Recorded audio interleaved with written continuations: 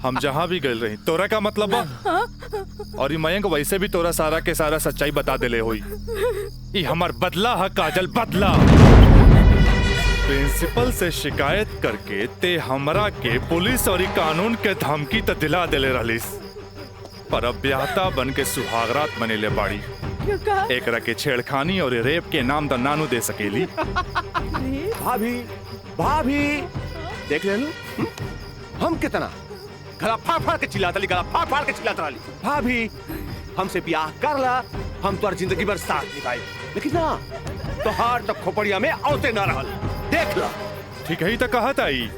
हाँ? एक काजल तू मयंक से ब्याह कर ले, ऐसे भी एकरा हमार जूठन खाए की आदत बा। तू अब बस हमारे को जूठन बारू, जूठन जूठन।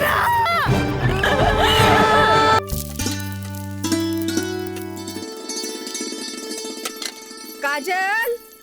हाँ माई, बेटा तनी है बैगनवा देख तो।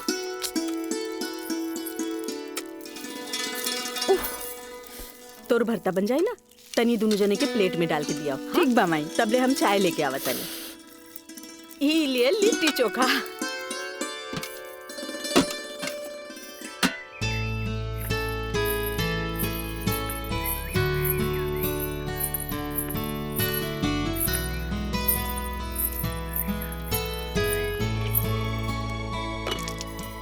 का काजल कैसन बारू? हम ठीक बानी।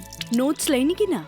अरे कैसे ना लेती, तहरा हाथ के पंजाबियन के भी फेल करे वाला बैंगन भरता जी खाए के रहे। ठीक कहला मिथिलेश, अपने काजल के हाथ के बनावल भरता के कारण ही सगरो रिश्तेदार के आवन जावन लागल रहेला जी, वरना ये मोबाइल का रिश्ता नाता के अलगे ही कर देला सर।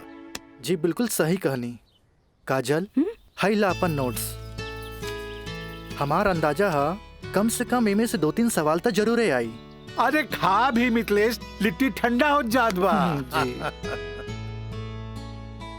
अब ऐसे भी 2 दिन तक लेता ही नोट्स के हाथ लगाए वाला नहीं की, काहे कि 2 दिन के बाद फ्रेंडशिप डे जो आ रहल बा। हाँ। रउआ का समझा फ्रेंडशिप डे? दे 300 रुपया। 300 रुपया? अरे काजल के फ्रेंडशिप बैंड खरीदे के बा। है और चढ़ाओ अपना बेटी के माथा पर है फ्रेंडशिप डे। काहे ना कोनो बदी सेठ से ब्याह कर ले लो। अरे करम में तो पेशकार लिखल रहे, तका करती है? काम आई। हमार बाबूजी की कम समझे लो, मजिस्ट्रेट तो आइला जाइला, बाकी हमार बाबूजी की तो सारा जिला जवार जानेला। का मिथिलेश बाबू? हाँ हाँ बिल्कुल ठीक कह लू। ये दोस्ती हम नहीं तोड़ेंगे, तोड़ेंगे दम मगर तेरा साथ ना छोड़ेंगे।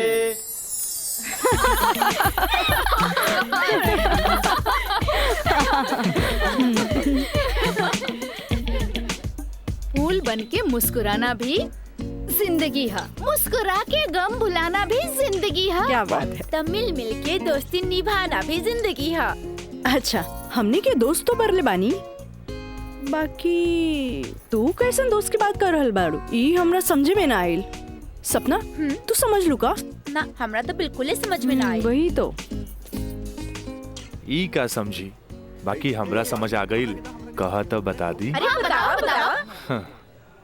दोस्ती हर चेहरा के मीठ मुस्कान होखेला, दोस्ती ही सुख दुख के पहचान होखेला। वाह वाह वाह। अगर रूठ भी जाए कोई दोस्त त दिल पे ना लेवे के, काहे की दोस्ती त सुख दुख के पहचान होला। और हमार मानना बाकी अगर कोई सच्चा दोस्त रूठ जाए तो ओकरा के त मना लेवे के चाहिए। बिल्कुल सही। बाकी हम एक कर जरूरत ना समझी, काहे कि बुरा दोस्त कोयले के समान होकेला। गरम होके तो हाथ जला देवेला और ठंडा होके तो हाथ काला कर देवेला। बड़ा आए दोस्ती समझावे वाला। तू लोग सुना इनके प्रवचन, हम जाते हैं। अरे तनी रुका तो।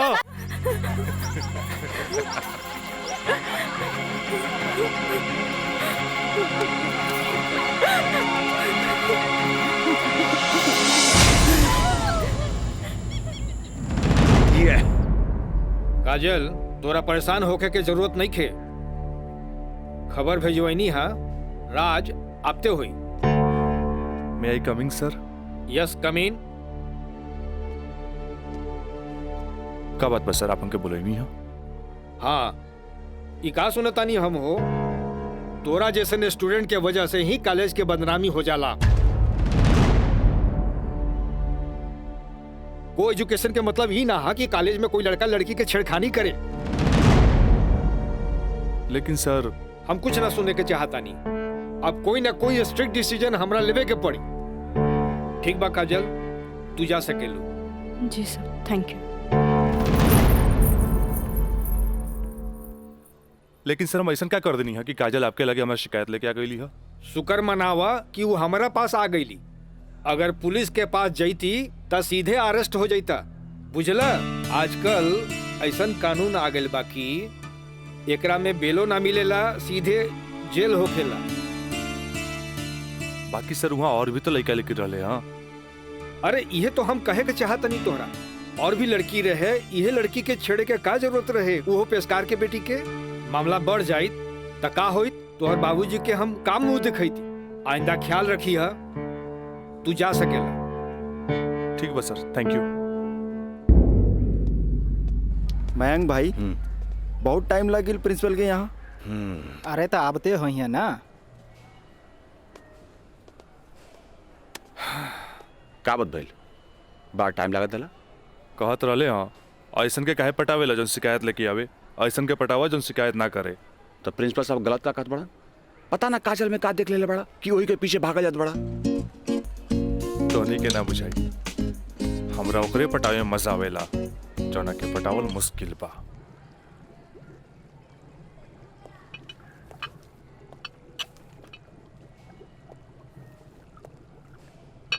क्या हो रहा है? जी सर। ए पिंकी, हाँ रिटन एग्जाम तो बढ़िया गए, बाकी लागत है कि प्रैक्टिकल तो हमरा ले डूबी।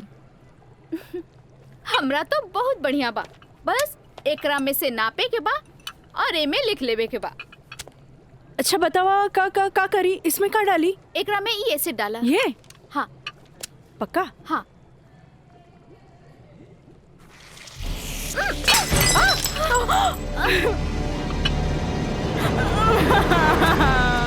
अरे काजल!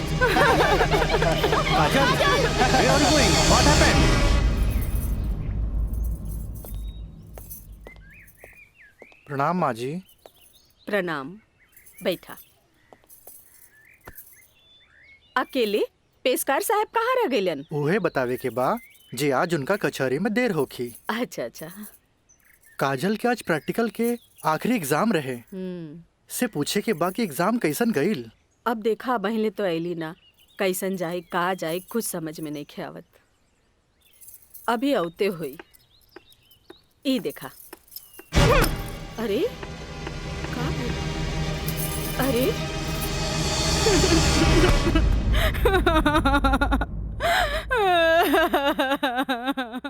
काजल, काजल, ए काजल, का भेल? अरे हमनी के अनदेखी करके यहाँ के रोवे लगलू। अरे का भइल? परीक्षा तो ठीक से गई ना? अरे बोल। प्रैक्टिकल खराब हो गए, एन वक्त में टेस्ट बुक टूट गए। हम फेल हो जाए भाई, हम फेल हो जाए। अरे का काजल, तू तो बड़ा जल्दी निराश हो जानी। अब केमिस्ट्री थ्योरी में जहाँ तक हमनी सोचले रहनी, कम से कम तोहरा के 40 मार्क्स तो मिलबे करी। अब प्रैक्टिकल में मार्क्स नहीं हो मिली तब पास होके से के रोकी? बाकी मिथिलेश बाबू, हम तो प्रैक्टिकल में छोड़ के आ गए नहीं हो। अरे तो का भइल, इन्विजिलेटर 0 ही दिहन ना, इतना हदीर काहे होत बारू? हाँ, एग्जामिनर अगर एकरा के इशू बना ले, अब माइनस मार्किंग करें, तब बे फेल होए के बात हो सकेला। अरे तो रो रो के हलकान भैला से का पास हो जेबू? ई देखा था, जा मुँह धो, भगवान सब ठीक करिए। जा। का ठीक करिए? अरे अब कहा होई कुछ समझ में नहीं ख्याल, कुछ ना बुझाता हमरा के। माँ जी, अब रहुआ परेशान मत होई, एकर थ्योरी पेपर बहुते बढ़िया गईल हा। अरे तो तुहार गाइडेंस रहे तबे ना। अरे साइंस के स्टूडेंट रही त गाइड कर देनी, एमे का? तो ठीक बा, अब तू ही समझावा ओकरा के। ठीक है। आइला घूप आ हो जा चुप। भैया एक सैंडविच लाइए। हाँ हाँ ले।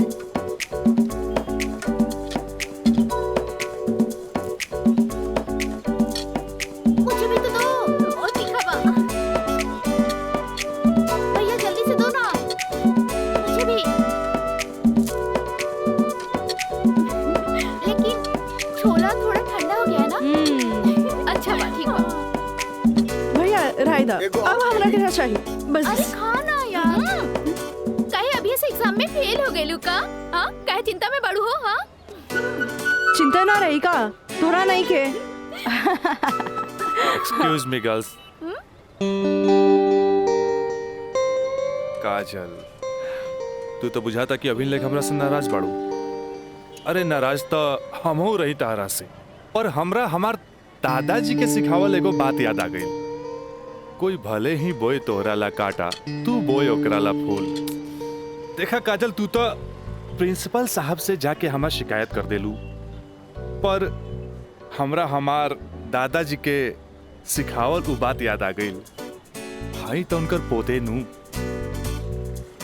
हम जकरा चाही लेनू ओकर पूरा ख्याल रखीले, है ना? देखा है ने, और ये बात के पता तोरा बड़ा जल्दी लग जाई, बुझाइल? गर्ल्स, आप लोग के रिजल्ट आ चुकल बा। अच्छा। और ये क्लासरूम में आप लोग का रिपोर्ट कार्ड बांट रहल बा। जाई चल चला जल्दी चला। अरे जल्दी चला चल। ए काजल, कांग्रेचुलेशन, आपके केमिस्ट्री के प्रैक्टिकल में 20 में 20 मार्क्स मिलल है। Mister Raj, for your kind information, हम केमिस्ट्री प्रैक्टिकल एग्जाम ही छोड़ देनी है। ऐसे अपन कांग्रेचुलेशन अपने पास रखी। हाँ। Roll number 31। यस सर।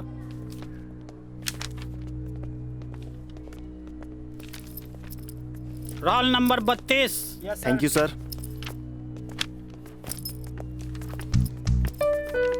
Roll number 33। यस सर। Roll number 34। यस सर। Roll number 35।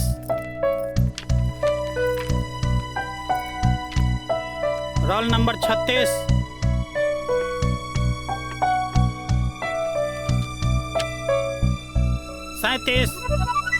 Roll number 38।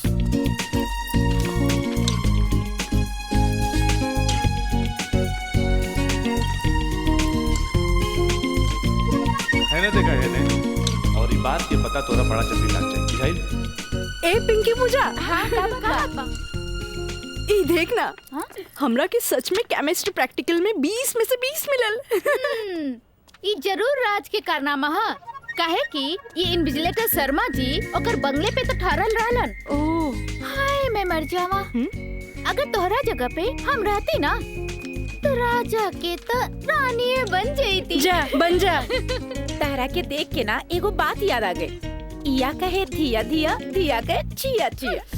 एक हुआ जौन तहरा पे जान छिड़केला, और एगो तू हा जौन एकरा के ठेंगा दिखावत हिया। अच्छा चला चला, हम तो परीक्षा में पास हो गए नी, ये हमरा खातिर बहुत बड़ा बात बा। पापा देखिए तो बहुत खुश हो जाइए। हाँ चला चला चला।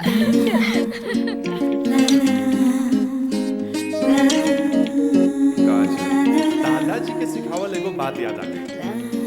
कोई भले ही बोए तोहरा ला काटा, तू बोए ओकरा ला फूल।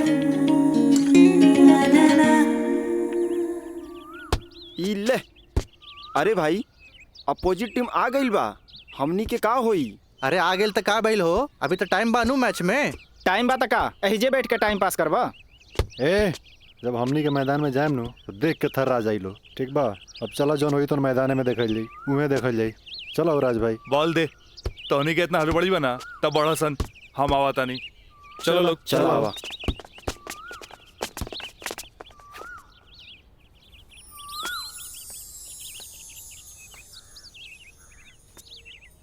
सुनो,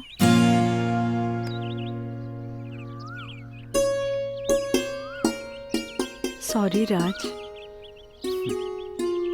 हम तोहरा के गलत समझनी, लेकिन तू तो सच में दिल के राजा बाड़ा। और तू ये राजा के दिल के रानी। ए काजल, हम तारा के बहुत चाहेनी। Thanks for chemistry practical marks. WhatsApp number मिली का? व्हाट्सएप?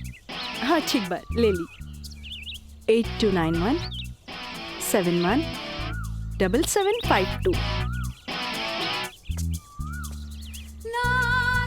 8291717752।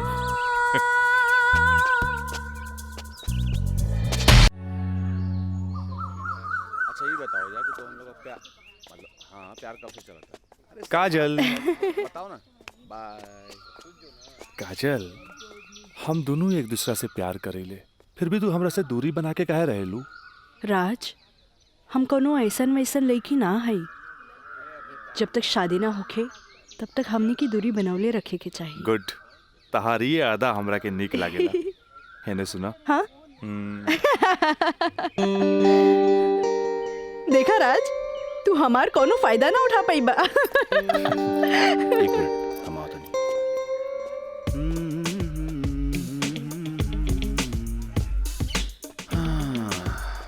राज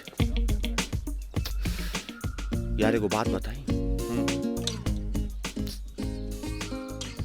काजल अब यार हमरा के भी अच्छा लगेगा यार। हम एगो बात बताई। तू हंसुआ के बिया में खुरपी नियन गीत मत गो। वो तो और भाभी लागी।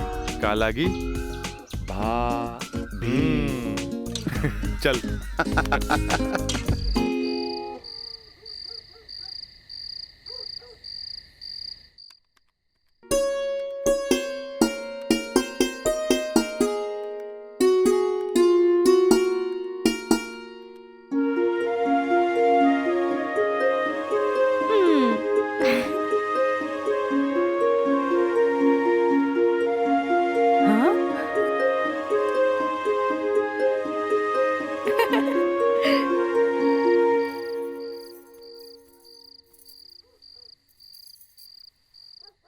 घर के सब काम निपटा ले लूं। हाँ,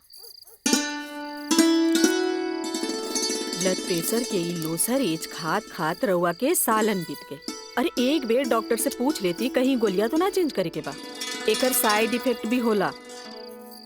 एक बेर हमार बाबूजी के पैर ऐसे ही सूज गए रहे, जब गोली चेंज भइल तो एकदम ही ठीक हो गइल। तू हमार कितना ख्याल रखे लो। अच्छा ये बतावा, तू अपन थायराइड के गोली खा लू कि ना? अरे कहाँ खाइला, 3 दिन से तो वो खत्म हो गइल बा। का गोली खत्म हो गई? तू हमरा का बतैलू ना कि गोली खत्म हो गई। तो अरे तू मरबू, तू एक दिन जरूर मरबू। फिर हमरा से ये ना कहिया कि हमार ख्याल ना रख ले। अरे जब मरिए जाए तो कहा बोला। तब तू का चाहेलू, हम जिए थे जी मर जाएं? हैं? तो हाइला, आज के बाद हम हो दवाई ना खाई। और पारा चढ़ गई। हाँ? तलवा के लहर माथा पर चढ़ गई। अरे तलवा के लहर माथा पर ना चढ़ी तो क्या हुई? तू दवाई ना खाइबू तब बिस्तर पकड़बू, फिर घर के चूल्हा चौका घर बाहर के देखी। अरे हमरा तो कचहरी के काम से फुर्सते ना मिलेला, फिर बैठ के तुम्हारी सेवा के करी। अरे के करे कहा था सेवा? मत करब, मरे दे, मत ले बापन कचहरी से छुट्टी। तू तो यही चाहता रू कि समाज हमरा के रनवा बन के फिरत देखत रहे। हे भगवान माफ करी हमरा के। अरे तू हमरा के माफ करा। जाई। अब हमरा कोनो जुगाड़ करे के पड़ी। काजल। हाँ काजल के माथा चाटी। काजल, काजल जी का करता रू? पढ़ाई करत रही, वो इंटरनेट से कुछ नोट्स लेत रही। ठीक है काजल, तो क्या हमार क्रिया आज से तो हाथ ड्यूटी है कि तू अपना माई के रोज भोरे भोरे थायराइड के गोली देबू। अरे वो तक खुद मरी है और हमने सबके भी मार दी है। कॉलेज जायलू ना? जी बाबूजी, लाइब्रेरी में पढ़ाई खातिर कल संडे है, फिर भी हम जाए। ठीक ना बाबूजी? गुड, वेरी गुड, ऐसा ही पढ़ेगा चाहिए, तब तरक्की करबू।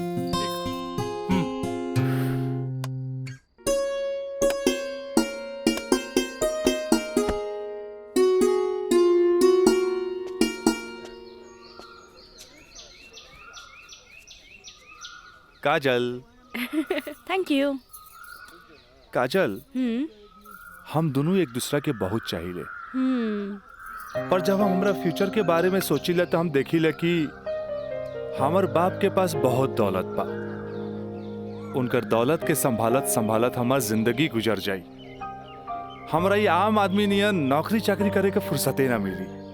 अब बस तू हमरा जिंदगी में हमार जीवन साथी बन के आ जा तो हमार जिंदगी एकदम मजे में गुजर जाई। ए काजल, तू काहे ना अपना बाबूजी से हमरा बारे में बात करेलू? बाबूजी से? ना बाबा ना, हम ना बोल सकेनी। हमार बाबूजी बहुत गुस्सेल बाड़न। वाह भाई वाह, इकलौता बेटी भइला के बाद भी तू अपना बाबूजी से बात न करबू काहे कि बहुत गुस्सेल बाड़े। और इकलौता बेटा भइला के बाद भी हम अपना बाबूजी से बात ना करब काहे कि बहुत पैसा वाला बाड़े। ऐसन में तो हमनी के सपना धरल के धरल रह जाई। काजल, काहे ना हमनी के भाग के शादी कर ले जाओ? बिना बतैले भाग के शादी कैसे कर सकेनी? हाँ काजल, हफ्ता भर के तो बात रही। हमनी के भाग के कहीं भी शादी कर लेल जाए और ओकरा बाद अपना अपना बाबूजी के बता देहल जाई। सोचत का बाड़ू तारा से ऊंच कूल और धनाढ़ घर के हई। जब तू अपना बाबूजी के बतैबू नु तो ना कर पाई है। और हमहू जब हमरा बाप के बताएब कि हम भाग के शादी कर ले बानी तो नाहियो चाहते हुए भी तारा के अपना बहू के रूप में अपना ली है। ए काजल, हम तारा बिना एक पल भी ना जी सकीले। ठीक बा, हम कोशिश करब। इनु भइल बात। अब छोड़ा हमरा, बाय।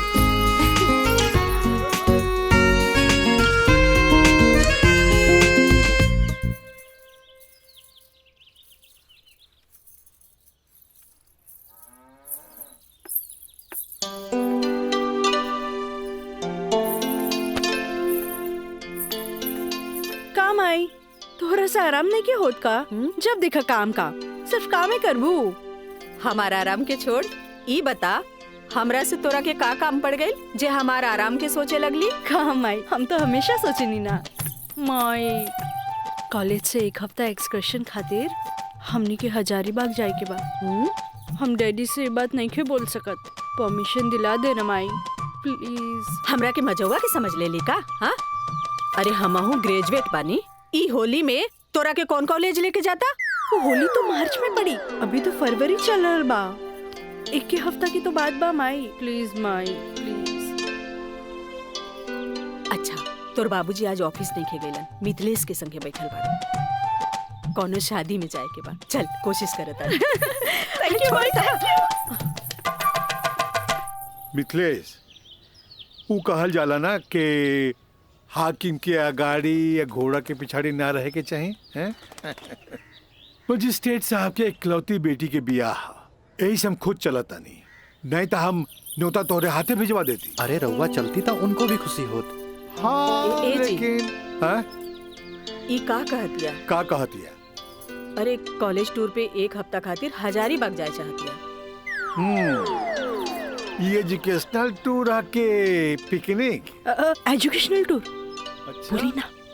ये तो निम्मन बात हो सर।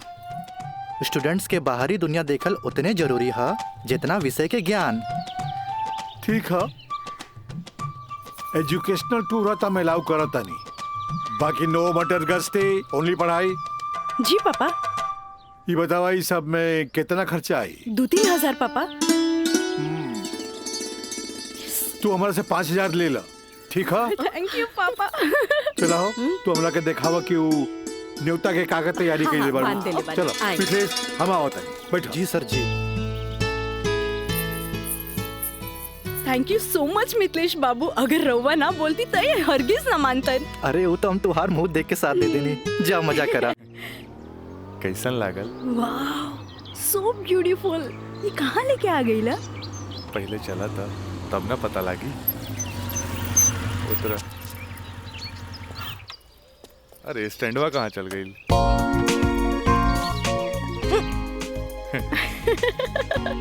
बड़ा धांसू सजीले बा। हाँ चला चली। हाथ तो दा। कहाँ जाए के है? इधर। हाँ, इधर जगह तो बड़ा झकास बा। का यार राज, कब से हम तुम्हारा इंतजार करत बनी, इतना लेट कर दे तू। मयंक, राज, मयंक यहाँ? हाँ, एकरा पहले भेज देनी।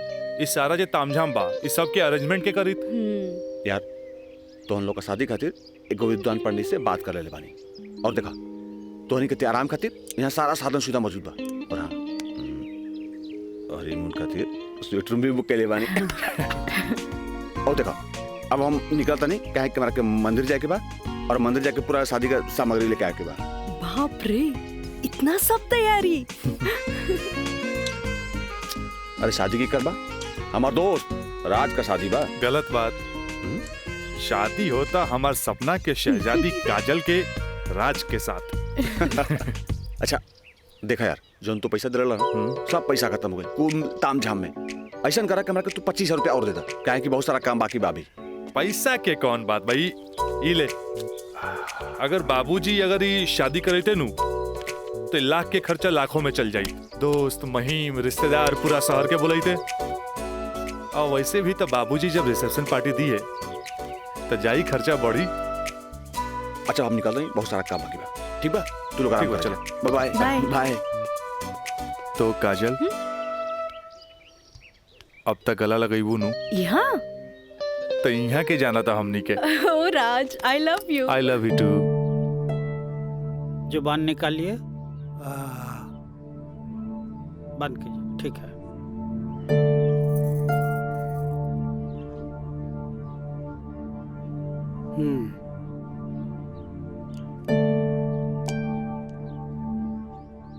सांस लीजिए और जोर से।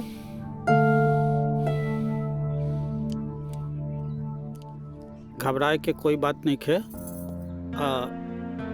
ऊपर के बीपी थोड़ा बढ़ गई है। अच्छा। से लागता कि काम के प्रेशर ज्यादा बा। जी नया मजिस्ट्रेट आइले हाँ से कुछ ज्यादा ही फाइल इनके हवाले कर देले हाँ। ठीक है ठीक हो जाई। अभी आंख लगल बा 100 दिन का के। और हाँ पानी पियावल करी काहे कि पानी पियला से पेशाब यानी यूरिन पास हुई तो रिलैक्स हुई है। जी जी बाकी दवा वही चली। जी डॉक्टर साहब। जी डॉक्टर साहब हाईली अपन फीस। ई का करतानी जे आदमी पेशकारी में हमरा से कहियो फीस ना ले ले उनका से हम फीस ली रह दी। डॉक्टर साहब थैंक यू। प्रणाम डॉक्टर साहब।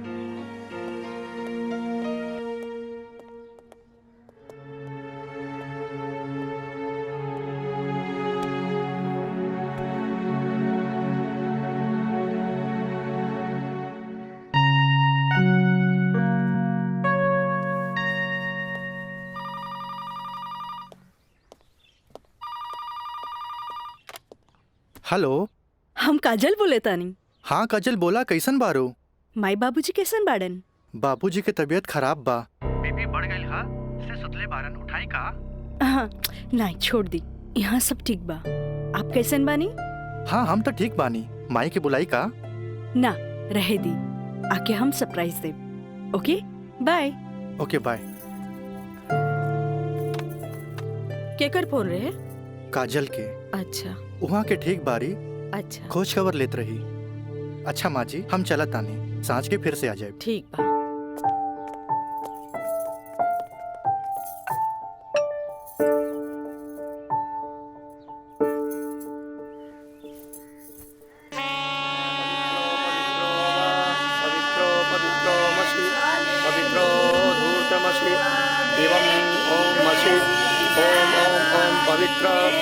पवित्राः केशवाय माधवाय सर्वेश्वराय अपितु स्वाहा तत्पुरुषाय स्वाहा। ओम नमः स्वदन्ताय सहस्राक्षाय सहस्रपदे पूर्वशे पवित्रमशे सर्व ऊर्ध्वमशे चन्द्रमशे ओमाय ओम ओम ओम ओम बुधाय ओम पवित्रो वा पवित्राय नमः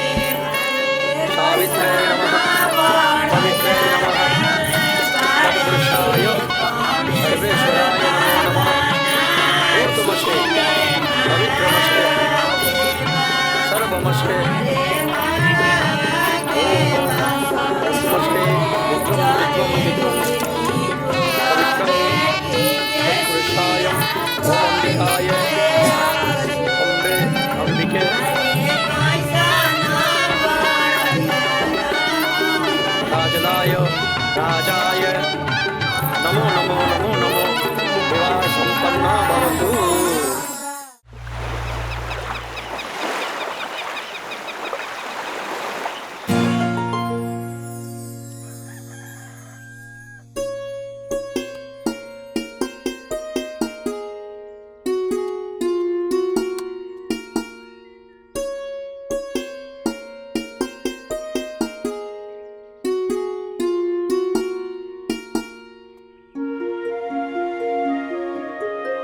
काजल, काजल,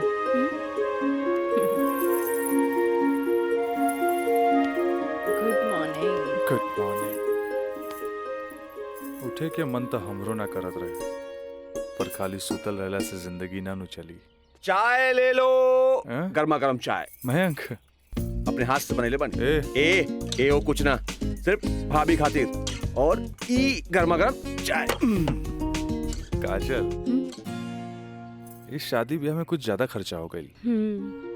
हमरा घरे जाए के पड़ी। वो कहा कि अपना बाप से कुछ पैसा भी ले ले और उनका के इस शादी ब्याह के बारे में बता के पटा भी ले। आखिर तेहरा के ले जाके उनका आशीर्वाद भी तो दिलावे के बा। लेकिन तबले हम कहाँ रहब? अरे यहाँ रहबू, तहारी देवर बानू मयंक। हाँ? का मयंक, भाभी के ख्याल रखबे ना? बिल्कुल बिल्कुल ख्याल रखब। ये ले पैसा अरे और वाह। यहाँ के सब बिल उल चुका दिए। बिल्कुल भाभी, टेंशन ले लगा, कोनो जरूरत नहीं के। हम बगल वाला कमरा में बाड़ी। और हाँ, तू चाय पी के फटाफट फ्रेश हो जा और जन खाए पिए गई ऑर्डर दे दिया। ठीक बा। और हम रात के छोड़ के यूं आवता नहीं। तू चल, हम आवता नहीं। चल। ए काजल, अरे हैने आवा। कल साझे लिख के तो बात बा, हम यूं गई नहीं यूं आई नहीं। और वैसे भी अब तहरा बिना हमार मन कहा लागी। अब जाई भी और जल्दी आई। ठीक बा।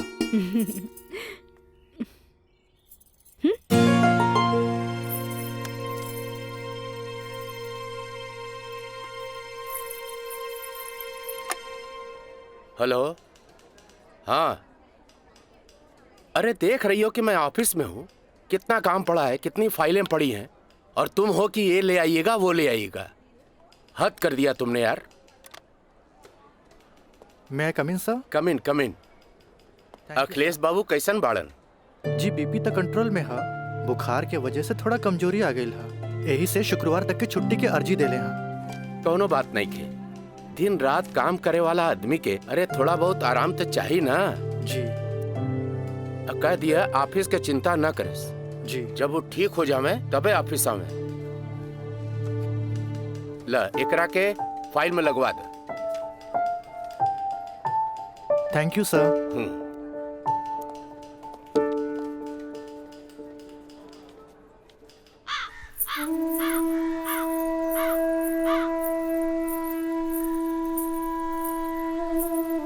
अरे भाभी, आइए बेटी। भाभी, क्या बात बा? बड़ा परेशान लागत बानी। हम राज के फोन लगा लगा के थक गए नहीं। कभी डेड टोन में लेता तो कभी आउट ऑफ कवरेज एरिया। तोरा पास उनकर कोनो लैंडलाइन नंबर बा? ना भाभी, और हम उनका दूर नंबर पे फोन लगा के थक के हार के बैठ गई। हैरानी की बात तो ये बाकी कि गईला के बाद ना कोनो खबर, ना कोनो कॉल, ना कोनो मैसेज। भाभी तू टेंशन मत ले, हम अपने को दोस्त के भेजे बानी और जैसे ही खबर मिला था सबसे पहले हम तोरा के बताई। ठीक बा, हम अपन कमरे में बानी। अरे भाभी, घबराए कोनो बात नहीं की, हम बानी ना।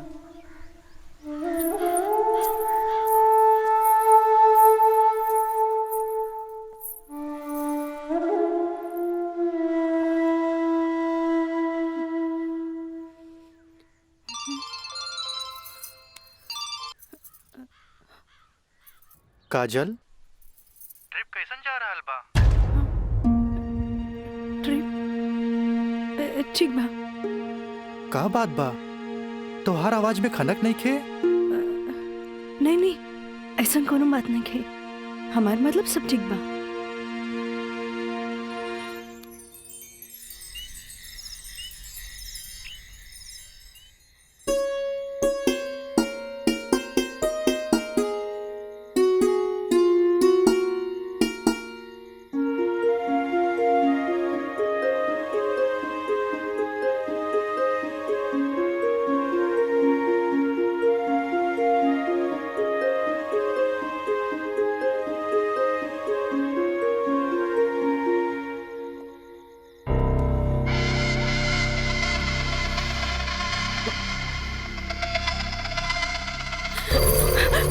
बाबूजी, मयंक, ये क्या बदतमीजी है? चल जाइए यहाँ से, वरना राज के बता दे।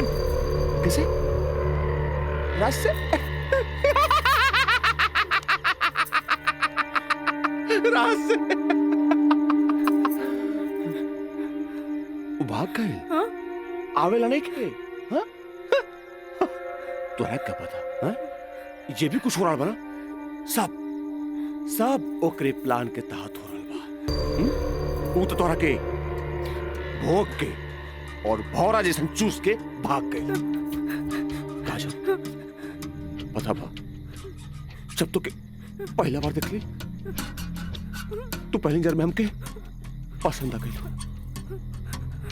और हम तो के दिल से चाहे लगे।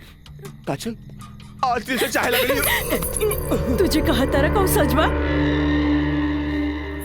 सच ना, 16 आना सच बा। ये बात हम तो सब बहुत पहले बता दी थी, लेकिन क्या करी, ये मेरी और मेरी हमार मुंह बन के तरस। देखा, तू गरीब, हम गरीब, हम तो क्या अपने काजल?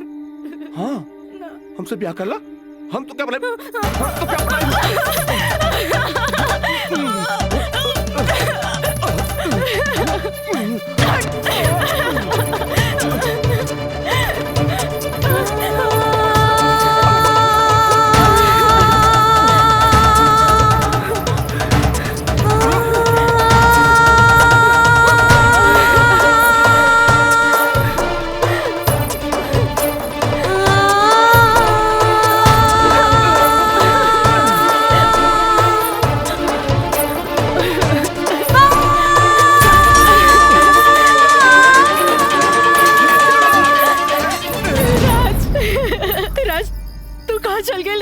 छोड़ के ये मयंक तो और काजल के बर्बाद करेंगे चाहत रहे। तू बोलत काहे नहीं कि राज बोली ना। हम जहाँ भी गए रही तोरा का मतलब बा, और ये मयंक वैसे भी तोरा सारा के सारा सच्चाई बता देले होई। ये हमार बदला है काजल, बदला। प्रिंसिपल से शिकायत करके ते हमरा के पुलिस और कानून के धमकी त दिला देले रहलिस, पर अब ब्याहता बन के सुहागरात मनेले बाड़ी। एकरा के छेड़खानी और रेप के नाम तो नानू दे सकेली। भाभी देख ले लो, हम कितना गला फाड़ फाड़ के चिल्लाता ली, गला फाड़ फाड़ के चिल्लाता ली। भाभी हमसे ब्याह कर ला, हम तो जिंदगी भर साथ निभाए, लेकिन ना तो हार तक खोपड़िया में औते ना रहल। देख ला, ठीक है ही तो कहा था ही। हाँ? ए काजल, तू मयंक से ब्याह कर ले, ऐसे भी एकरा हमार जूठन खाए की आदत बा। तू अब बस हमारे को जूठन बारू, जूठन जूठन।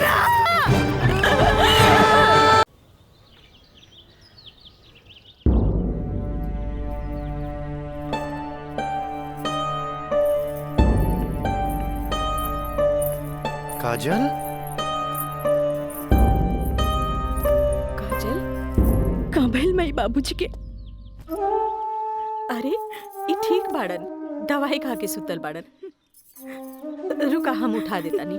ना माई, रह दे, आराम करी दे।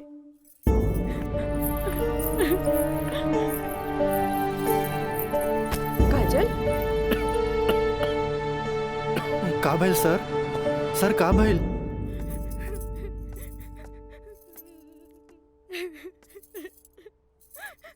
काजल,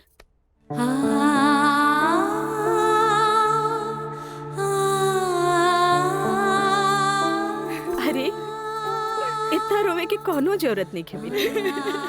तोर बाबूजी ठीक बाड़न।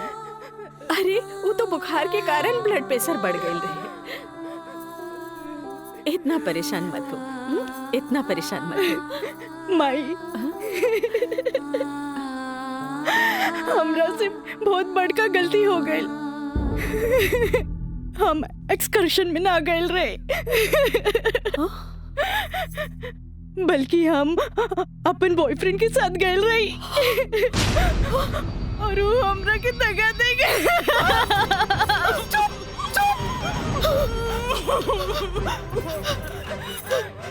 सच सच बता, सच सच बता, का भाई? तू ठीक तो बाड़ी ना? तू ठीक तो बाड़ी ना? ठीक तो ना बानी माई। माई तू हमरा के एक वचन दे कि तू हमरा से दोबारा कुछ ना पूछबे। जो भाई बहुत गलत भाई, बाकी हम अपने आप के ठीक कर ले माई, अपने आप। काजल,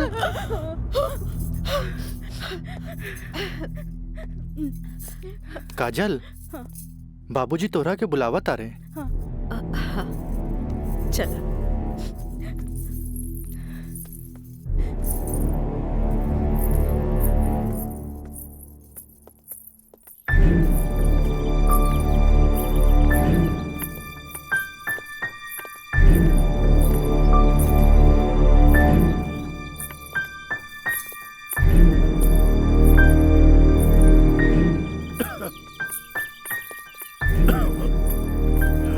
प्रणाम बाबूजी।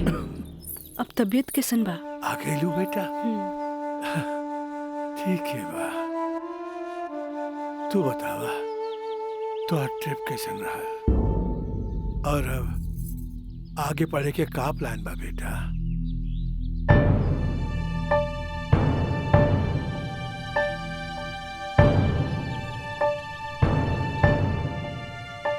बतैलू ना बेटा? पापा हम वो साइंस ना पढ़ के लॉ पढ़े के चाहता नहीं। तो ओकरा में का बात है बेटा? विषय कोनो खराब ना होखेला, पर जरूरत है तो ओकरा में अच्छा करे के।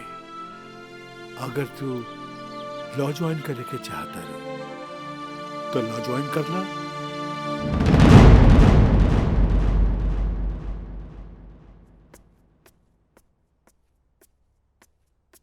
का काजल बेटिया, तबीयत ठीक बानू? क्लास कब के खत्म हो गई? तू बैठल वारू बंद करे के रहे। हाँ काका, रूम लॉक कर दी। हम तो बस ऐसे ही बैठ गए रही। अच्छा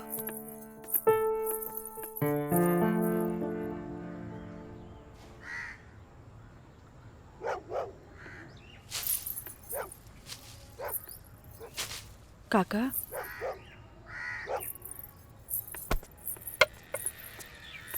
अरे बिटिया तू फिर आ गेलू?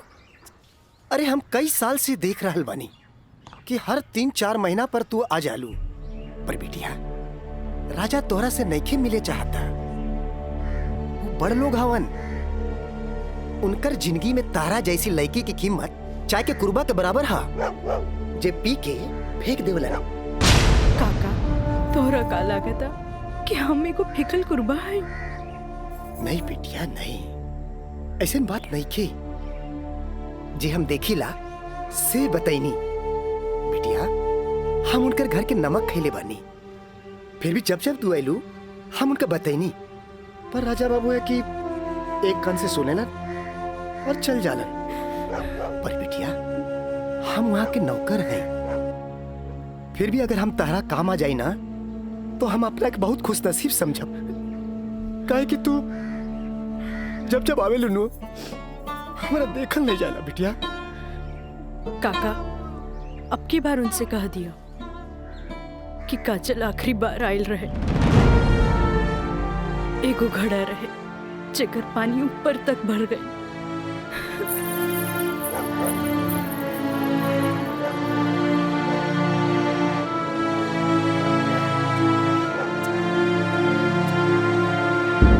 मैडम जी ये कुछ बिल है, कारपेंटर बिल है, ये टेलीफोन बिल है और ये लाइट बिल है और कुछ वगैरह वगैरह काफी बिल है, आप देख लीजिए। माँ ये मैनेजर साहब तारा के महीना भर के बिल और खर्चा के हिसाब दे देले। अब तू उठबू, उठ के जईबू, अलमीरा खोलबू, चेक निकलबू, फेन आके बैठबू, तब साइन करबू। हमरा माई के कितना काम करे के पड़ी। यही ला हम सोचने की काहे ना चेकबुक वाले के हम ही आ जाई। नीमन कैला।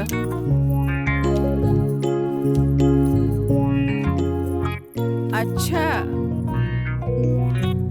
तो तू एम्मा अपन 50,000 का चेक पहले से भर ले बाड़ा, तभी तो हम समझे कि माई के इतना मस्का काहे के माई अब तू ही बताओ कि इतना अमीर बाप के लड़का हई तो दोस्त महिम के टाइम टू टाइम पे पार्टी तो देहे क्यों पड़ी ना देव तो हमरा बाप के ना कट जाए की ना का मैंने सब। बिल्कुल राजा बाबू। जी ले अपन बाप का ना कोच कर।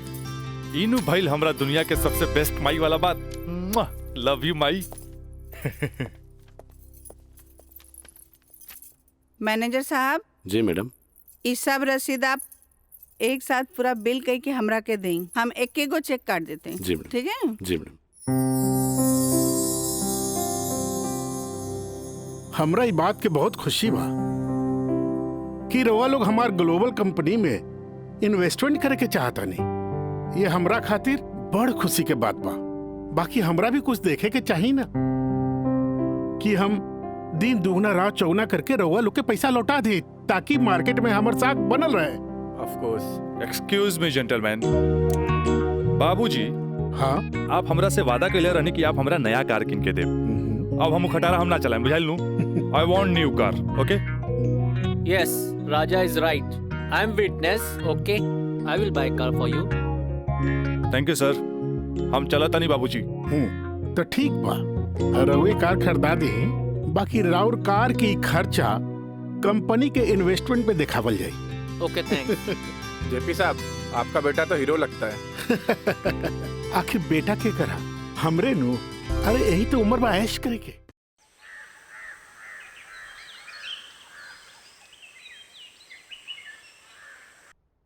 काजल जी। तारा के देख के हमें 4 साल पहले का काजल याद आवतिया। याद है तारा के? मिथिलेश के साथ डरत डरत तू हमरे चेम्बर में आ ललू लॉ कॉलेज में एडमिशन खातिर हैं? ई कानून के पढ़ाई कैसे एगो लड़की के बहादुर और समझदार बना देवेला। काजल हम चाहता नहीं कि पहला केस तू खुद अपने लड़ा। कैसन रहे? लेकिन सर। तू घबरा मत। हम तारा बारे में केहू से कुछो न कहनी है। देखा ये वकील लोग अपने क्लाइंट का सिक्रेसी अपने साथे चिता में ले जालन। बैठा। हाँ तो केस ये है कि मुवक्किल एक गरीब लड़की है जेकरा के शादी का झांसा दे के पहले भोगल गई और बाद में जूठन की तरफ फेंक दी। वो दहेज के केस न कर सकत रहे काहे कि वो गरीब रहे। वो रेप के केस न कर सकत रहे काहे कि वो अपने घर वाले के मुंह पर कालिक न पोते के चाहते। वो प्रताड़ना का केस भी न कर सकत रहे काहे कि वो घर में कब्बो रहली नहीं।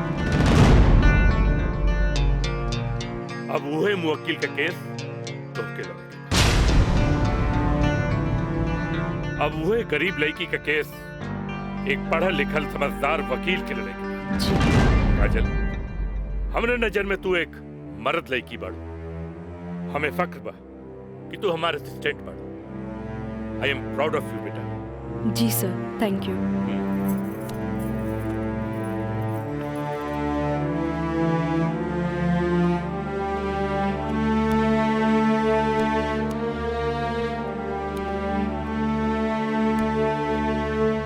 बाबूजी,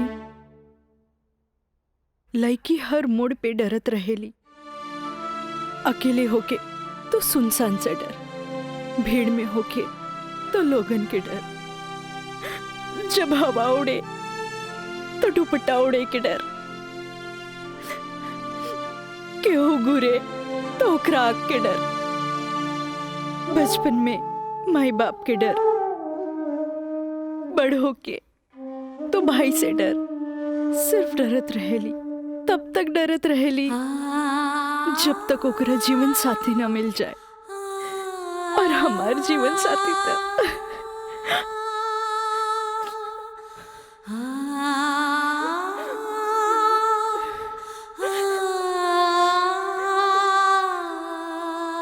बाबूजी, आज हमार पहला केस बा, राउर आशीर्वाद चाहिए। काजल, माई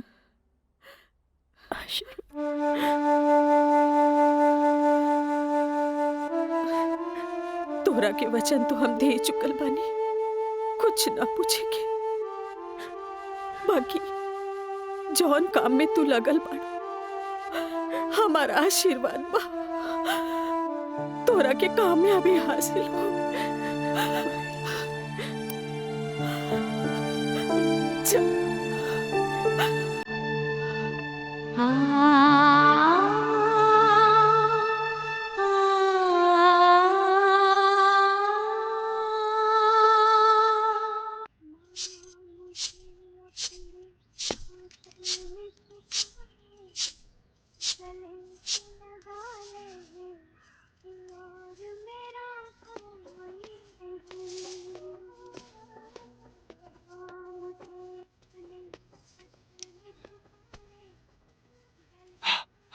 माई हमरा के 7,000 रुपया चाहिए, नौकरी का फार्म भरे के बा। का है वो तो हाथ दोस्त राजा, वो ना करेगा तोरी मदद।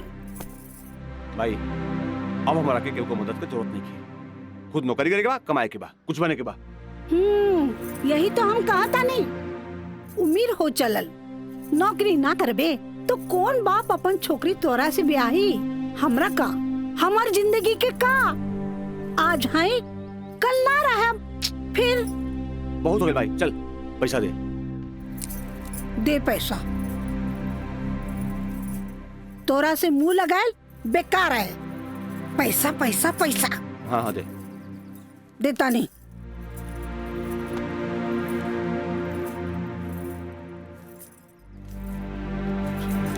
कितना?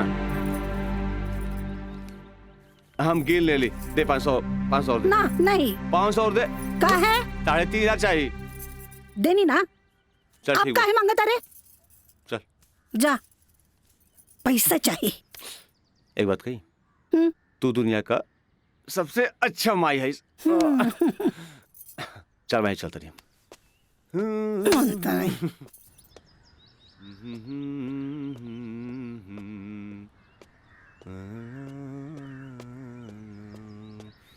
मयंक, काजल, तू इतना दिन बाद यहाँ? हमरा तोरा से कुछ बात करे के बा। चलो कर बेटा। यहाँ ना, चलो कॉफी डे में बैठल जाए। Coffee day? अरे सोचा मत, हम पियाई कॉफी तोरा। चल ठीक। चलो।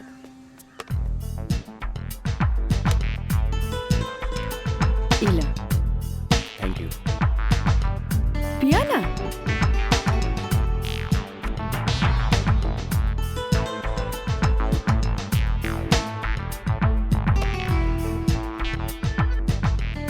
काजल, आज तोरा के यहाँ देख के बहुत अच्छा लगा था। और एक बार बताई, पिछले 4 साल में कौनो ऐसा दिन ना गुजरल, कौनो ऐसा पल ना गुजरल जिसमें तो याद ना कैलो। अच्छा कुछ छोड़ा, ये बताओ कि आज हमार कैसे याद है? पहले हम अपन अतीत से लड़त रही, लेकिन अब हमरा लागता कि हमें सेटल हो जाए के चाहिए। बाकी तो ही बा कि के अपना ही हमरा के। अगर तुके प्रॉब्लम ना होके तो हम तोहरा के अपनाए। लेकिन हम गरीब हैं। अरे तो हम कौन अमीर बानी? हम तो गरीब बानी। हम और तू चाहिए तो अमीर हो सकत हैं। वो कैसे? हमार साथ दे के। जिंदगी भर साथ दे। ऐसे ना, प्रॉमिस करा। प्रॉमिस। चला। चला। हाँ।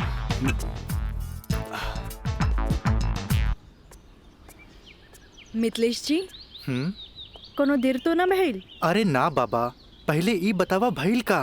मयंक से साथ देवे की वादा ले लेनी है। अब तू अपन मिशन में कामयाब जरूर हो जाएगी। आगे देखी, लेट्स गो।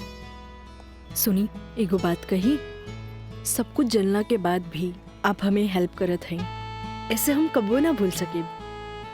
पहले तो ना, पर अब सोचे लगनी है कि जिंदगी के हर लम्हा में आपके जरूरत पड़ी। चल आप चली, तोरा घरे छोड़ दी।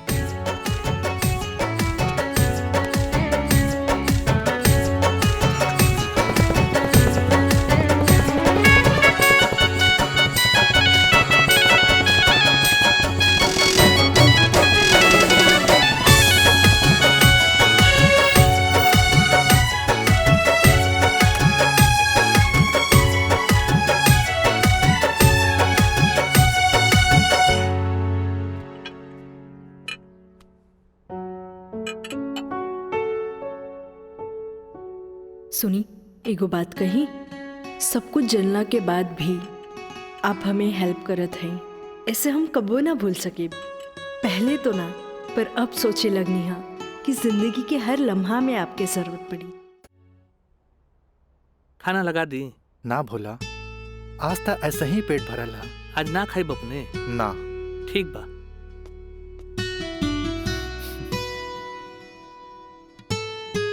मैं पंडित देवी दत्त शर्मा। का कहनी है? देवी दत्त शर्मा।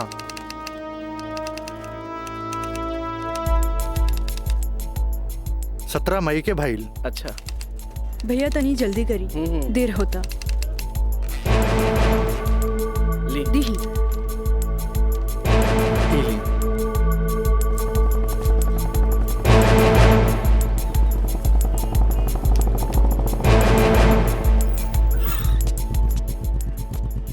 आ गए नहीं टाइप करा के? जी।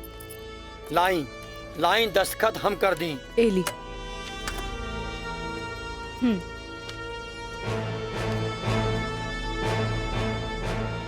जय गणेश। ई कामता हो गई, अब बैंक के दस्तखत लेवे के पड़ी। वो आप हमरा पे छोड़ दी, वो हम ले ले। ठीक है।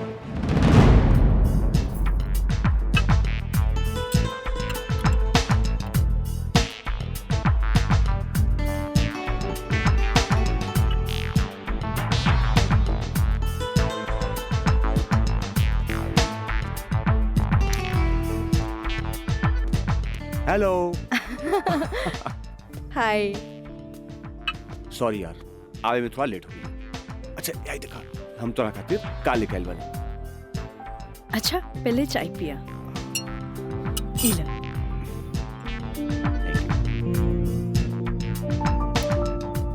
अंगूठी सोना के? हाँ।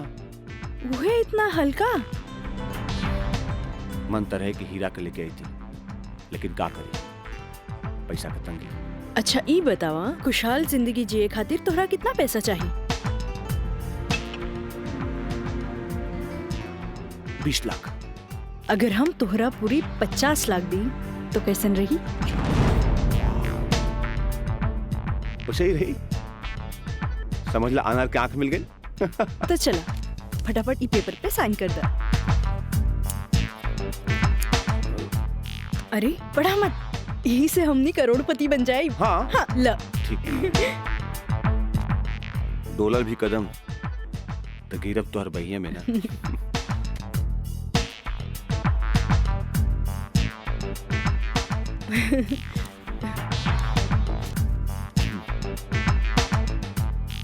आज से हमनी का नया जिंदगी का शुरुआत। मीना, मंजू, रेखा, कस्तूरी के डांस देख के कुछ समझ में आयल? अरे सरकार के देख के बाजार बदल जाला, बाजार के देख के साहूकार बदल जाला, आ घोड़ा के देख के सवार बदल जाला, शिकारी के देख के शिकार बदल जाला। ऐसे ही मेहमानों के बदले पे सत्कार के भी बदल देवे के चाहिए। अरे पहले के जमाना कुछ और रहे कि मर्द नाजो आदा पर लुट जात रहे, लेकिन अब जमाना बदल चुकल बा। आज के जमाना के मर्द सबके कमर तोड़ नाच पसंद आवेला। जितने कमर हिलैबू और सीना झटकैबू, मर्द उतने जल्द तोहार दीवाना हो जाए। दिखाओ करके। अरे ऐसे ना, ये देखो। कस्तूरी बाई, कस्तूरी बाई। चाहे नसीब, चाहे नसीब। तक लिया। बहुत दिन बाद तशरीफ लेनी राजा बाबू। भला ऐसे भी केहू केकरो भूल जाला? आए बैठे।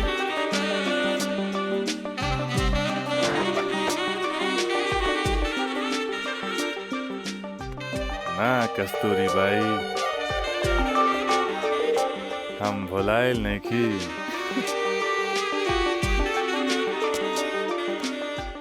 वो तो बस हमार शादी होके वाला बा।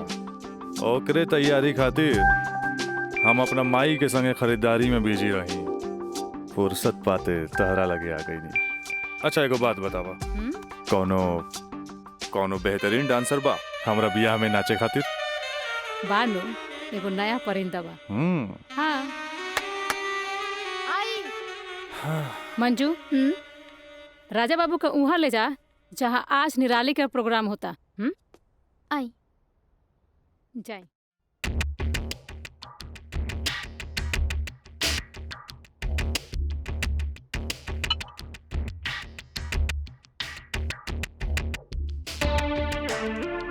कस्तूरी, तहार निराली हमरा बहुत पसंद आई। पसंद तो आ गल राजा बाबू, लेकिन ओकर रेट तनिक कड़क बा। पूरा 5 लाख लेतिया। लाख 2 लाख तो हम तहरा पे ऐसे ही उड़ा दिला, तब 5 लाख कौन बड़का चीज बा? ओकरा से कह दिया हमार बियाह में अगर उ कमर तोड़ नाच करी ना, हम ओकरा सोना ना जराओ हीरा के अंगूठी दे, उहो अपना तरफ से। और बाकी के रिश्तेदार जे ओकरा पैसा दी हैं वो अलग बात। एक कस्तूरी, हीरा के अंगूठी केहू ऐसे ही ना देवेला। अच्छा, तो ऊ रवा दिलो दिमाग में इतना घुस गइल बिया।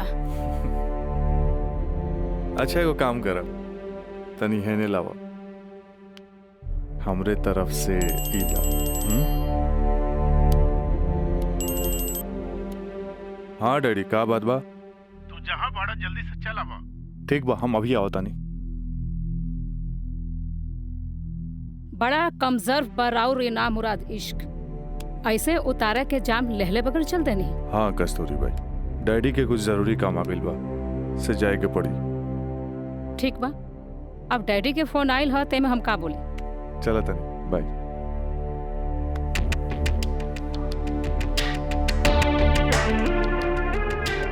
हीरा के अंगूठी तो दे गई, लेकिन तेरा दिल में गड़ल निराली के तीर निकाले के पड़ी।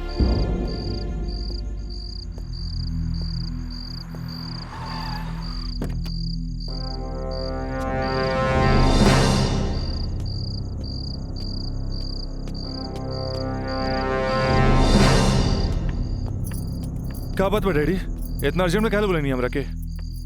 राजा, हाई हम का देखा तानी? कौन लेकी बिया काजल? अपना मुंह में करखा लगावे खातिर ओकरा से बियाह कर लेला और फिर ओकरा वही छोड़ के भागीला। अब वो अपना हक मांगतिया। बाबूजी, हम ऐसा कौनो लड़की के नहीं जानत। ए माई देखा था कैसे झूठा इल्जाम लगाओ तारे हमरा ऊपर ही। राउर का दिमाग खराब हो गइल बा। अरे जे हमरे लड़किया के ऊपर लांछन लगावत बानी। हमार दिमाग नहीं के खराब भाई, हाई देखा हाई कोर्ट से नोटिस आइल बा। भगवाने बचावा सी घर के, लागत कि जगदम्बिका पाल के नाक कटिए के रही। केस नंबर 5078, काजल सिन्हा वल्द स्वर्गीय अखिलेश प्रसाद सिन्हा व राजा सिंह वल्द जगदम्बिका सिंह।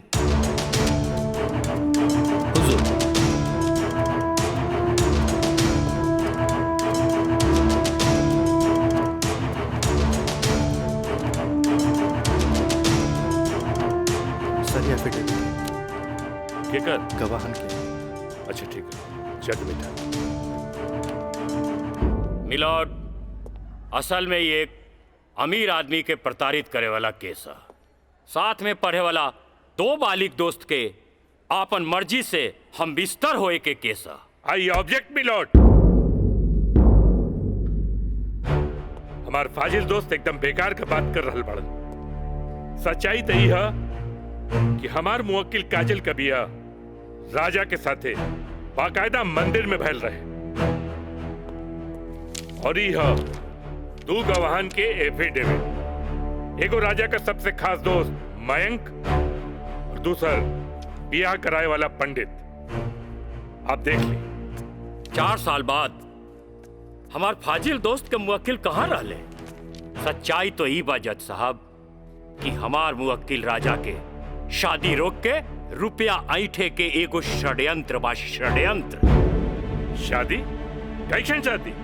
अरे राजा का शादी तो पहले ही हो चुकल बा। अगर दोबारा शादी भइल ना तो तोहार मुवक्किल जेल जाई, जेल। बस जज साहब बस, हमू इनका से यही पूछा तानी कि आखिर ये किस्सा 4 साल बाद ही काहे उठावल गई, बताई? हम बतावा तानी जज साहब।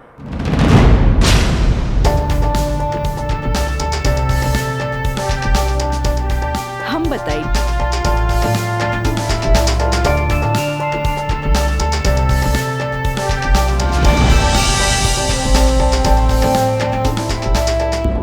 मिलॉर्ड, हम चाहे कि ये केस हम खुद लड़ी। ई रहल हमार बार ऑफ अटॉर्नी के रजिस्ट्रेशन।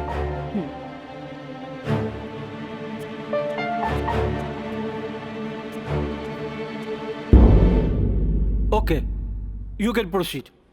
Thank you sir. आशीर्वाद दी। खुश रह। चल। मिलॉर्ड, बचाव पक्ष के वकील बार बार पूछा तारे कि 4 साल हम कहाँ रही। मिलॉर्ड, 4 साल इनके मुवक्किल राजा जैसन तमाम मुजरिमों के सजा दिलावे खातिर ई चोंगा बहुत जरूरी रहे।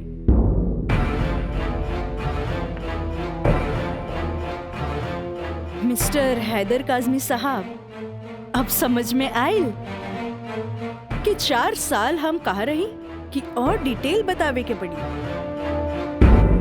तो मिलॉर्ड, हम केस के स्टडी खातिर हमरा के कुछ समय चाहिए। हाँ, कोर्ट इंस्ट्रक्ट करती है कि राजा की शादी रोक दी जाए जब तक कोर्ट का फैसला ना हो जाए। बचाव पक्ष के वकील की रिक्वेस्ट पर यह कोर्ट मुअत्तिल की जाती है।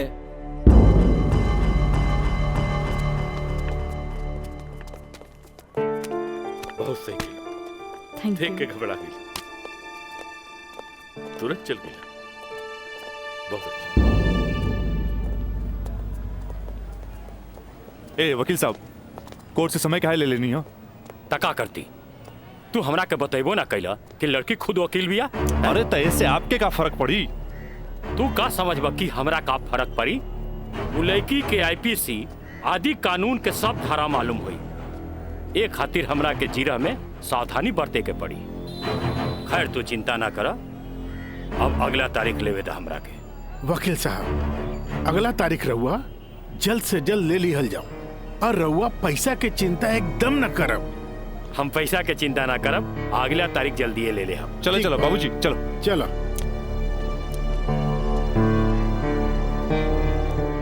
हेलो, हाँ, अब फिक्र करे के बात नहीं के।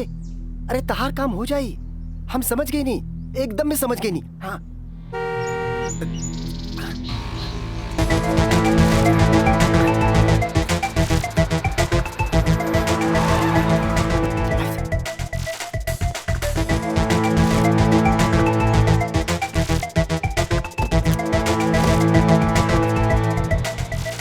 हटा ना, ये पाइप पे कर दिया बे। रखा था नहीं। हाँ।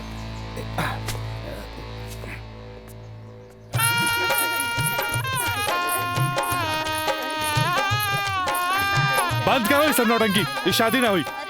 अरे हटा यार, सब हटा। अरे ऐसे ना शुभ बात काहे करे तारा? हम सही कहा था नहीं भाई, अभी भी ना हुई। अरे ही का? अरे तो हर दिमाग खराब हो गई लगा। बियाह करे से पहले हमरा से पूछ लेना रहा का? का जरूरत है ऐसा बियाह करे के? का करती? वैसे ना मानत रहे तम कानून से बचे के खातिर बियाह के नौटंकी कर देनी। तो जाके ओकरा बुला करके घर लिया बा। अरे बाबूजी, अगर ऐसा ला के खड़ा कहीं नू तो ऐसा कितना पतों से तारी घर भर जाई बुझाइल। तो फिर का करबा तू? अब हम देखें हमरा का करे के बा। बहुत हो गई, बहुत हो गई। हटा सब। देखा देख रहलू ना तू? एकर दिमाग चल गई बा।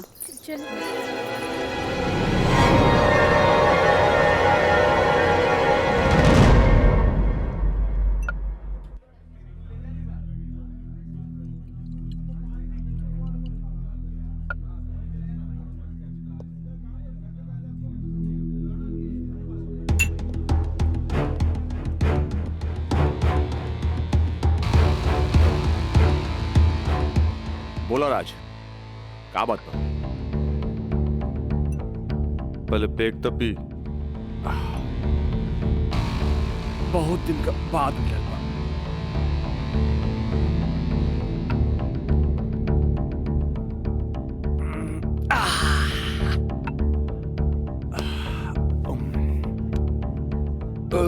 अब बतावा का बात बा? मयंक,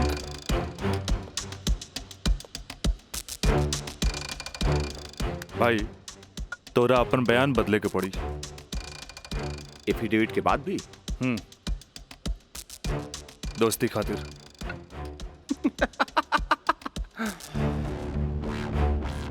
अब बयान देने का कीमत काजल 50 लाख लगो ले गया। बयान बदले के बाद बयान बदले का कीमत 1 करोड़। 1 करोड़? यस, 1 करोड़। कहे से कि हमरा काजल से ब्याह करके सेटल भी होके के बाद, और हम तोहरा जैसा अमीर त नहीं की।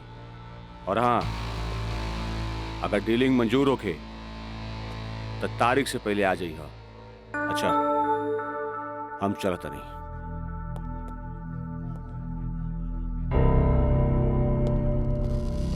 हमार बिल्ली हमरे से म्याऊं।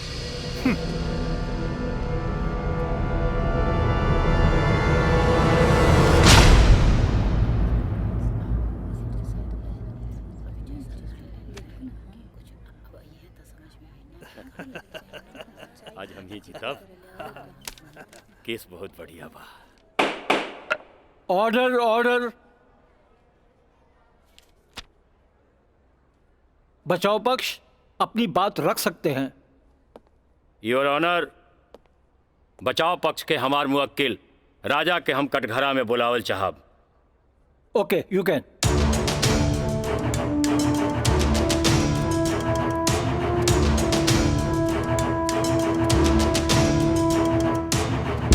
हम गीता पे हाथ रख के कसम खाता नहीं, जे भी कहब सच कहब, सच के सिवा कुछ न कहब।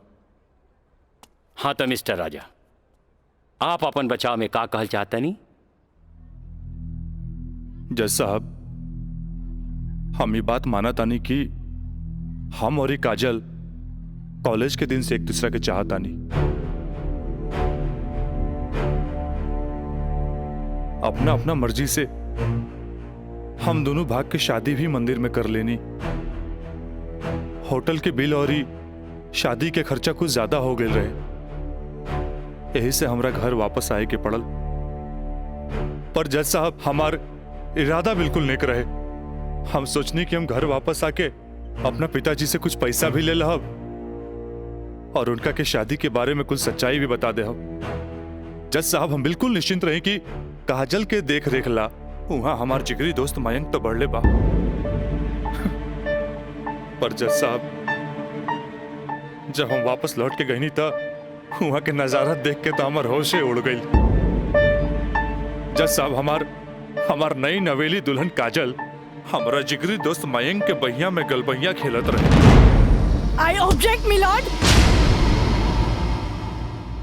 ई सरासर झूठ बोलत जा रहलन ह। Objection overruled. मिस्टर राज, आप अपना बयान जारी रखिए। जज साहब, तब खटाक से हमारा दिमाग में एक बात याद आ गई कि कॉलेज के दिन में हमार जिगरी दोस्त मयंक हमरा से बोले रहे कि वो काजल के पसंद करेला और काजल भी ओकरा के पसंद करेली। पर जज साहब, हम सीधा साधा आदमी हो मेरा तेकरा देवर और भाभी के मजाक के रिश्ता समझ लेनी। लेकिन जज साहब, ई सरासर झूठ बोलने जा रहल बारन। I object milord. हमार दरख्वास्त बा वकील साहिबा से कि इनका जे कुछ भी कहे के बा बुलैला पे कटघरे में आके कही है।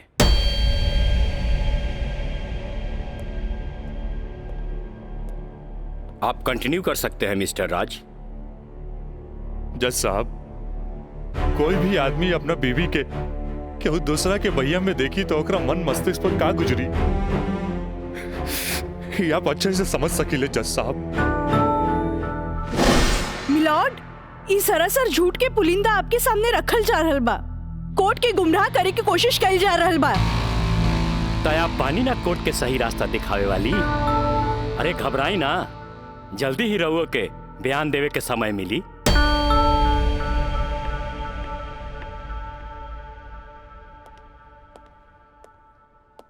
यू कंटिन्यू मिस्टर राज। जज साहब, समय के साथ साथ हम तो अपना आप के समझा लेनी और एक बुरा सपना समझ के हम सब कुछ भूल के काजल के अपनावे खातिर भी तैयार रही। हम आज भी काजल के अपन धर्म पत्नी मानी ले, अपन धर्म पत्नी मानी ले हम काजल के। That's all, my lord। हम चाहत कि वकील साहिबा काजल सिन्हा के कटघरे में बुलावल जाए, वो भी वकील के तौर पर ना, मुद्दई के तौर पर। इजाजत है।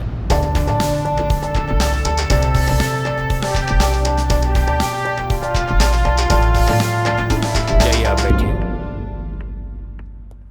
हाँ तो काजल सिन्हा जी, हम चाहत कि आपन प्रेम कहानी अपने ही जुबान से बयां करी। जज साहब, ये बात सच है कि हम रात से प्रेम करे लगनी। मतलब ई कि और पहले केहू से प्रेम करत रहनी, बाद में रात से प्रेम करे लगली? जी ना, पहले हम रात से नफरत करत रही, बुझनी? अच्छा अच्छा, तो नफरत प्रेम में बदल गई? जज साहब, हम अपन मर्जी से ब्याह खातिर राजी हो गई नी और माई बाबूजी के बिना बतैले ब्याह कैनी, जे बहुत बड़ भूल रहे। ब्याह कैनी तो सुहाग रात तो मनैले होई बुना। आई बताई, मर्जी से कि बिना मर्जी से मनैले रहलू? वकील साहब, दुनिया की हर लड़की जब अपन मर्जी से बिहाईली तो उस सुहाग रात भी अपन मर्जी से ही मनावेली। ना, हम ए से पूछत रही कि जब सुहाग रात मनावत रहलू तब बगल के कमरा में राज के दोस्त मयंक रहलन ना? तका भइल, मयंक के हम शुरू से देवर के तौर पे देखत रही। अरे देखत भी रही कि मानत भी रही? मानत भी रही वकील साहब, मानत भी रही। जज साहब, यहाँ तक की कहानी तो महज एक कहानी बा जे हर लड़की के जीवन में आवेला। बाकी सेक्शन 420 तो यहाँ से शुरू हो गई कि एगो पति विश्वास में लेके अपन पत्नी के देवर के संगे छोड़ के चल जाला और उहे देवर अपन भाभी के इज्जत के तार तार करे में हर मुमकिन कोशिश लगा देला। बेचारी औरत कैसे भी अपन इज्जत और जान बचा के भाग चलेली और फिर पति मिल जाला और वही कहला कि जे कुछ भी भइला ओकर नाम अब तू रेप तो ना दे सकीलू, काहे कि वो शादी के बाद भइला।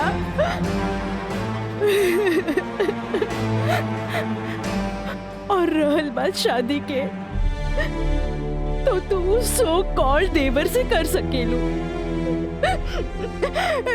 काहे के ओकरा हमार झूठन खाए के आदत है। जज साहब, हमार सगरो अरमान चूर चूर कर दिहल गइल। हमरा कुछ समझ में ना आइल, आखिर हम करी तो का करी? हम परिवार से मजबूर हो गए नी जज साहब, हमरा झुट्टन बना देल गइल। हम झुट्टन हो गई नी, हम झुट्टन हो गई। मिलॉर्ड, अब इनका मेलोड्रामा झूठ हो या साच, इससे साफ जाहिर होला ई झूठन कहां बारी। जबकि हमार मुवक्किल मिलॉर्ड एक झूठा सपना समझ के इनका के अपनावे खातिर तैयार बा। इतना ही ना मिलॉर्ड, हमार मुवक्किल के पिताजी जगदम्बिका पाल जी एक लिखित बयान में मिलॉर्ड इनका के बहू बनावे खातिर तैयार बाड़े। इली काजल, जबकि राज, उसके परिवार और यहाँ तक कि उसके पिता भी तुम्हें एक्सेप्ट करने के लिए राजी है, फिर तुम्हें क्या प्रॉब्लम है?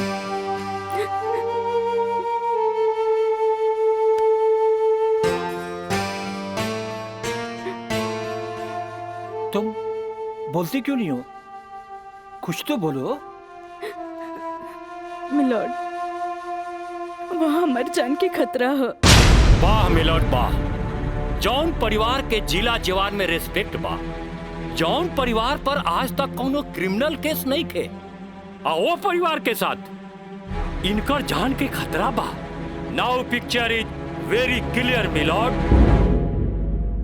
जज साहब, हम वकील साहब से ई पूछे के चाहतनी, जब इनकर मुंह वकील और उनकर पूरा परिवार वो लड़की के एक्सेप्ट करे के रेडी बा, तब उनकर घर में दूसर शादी की तैयारी काहे चलत रहे? हमरा त लागता कि ई लोग कानून के अंधा समझ के ओके बेवकूफ बनावे चलल बा। आज के लिए कोर्ट मुअत्तल की जाती है। The court is adjourned for further dates.